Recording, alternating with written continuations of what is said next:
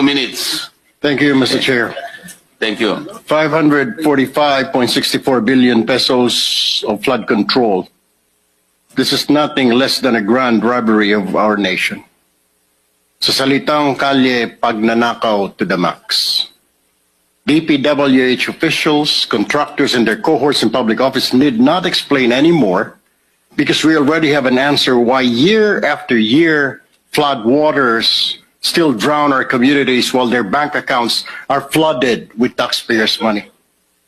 Bago pa man may sakatuparan ang isang proyekto, hinihinga na po ng 20 hanggang 25% na komisyon ang mga kontratista, masaklap po ng ilang mga politiko. Yan po ang dahilan kung bakit substandard o palpak ang mga proyekto at karamihan ay ghost projects na. Ang sistemang ito dumadaan mula sa politiko, undersecretaries, regional director, district engineer hanggang sa project engineers.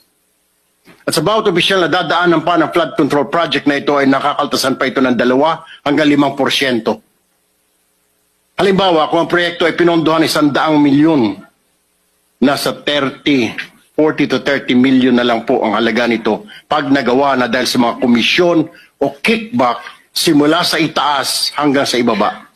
At kadalasan ay ghost project na lang ang flood control. Let me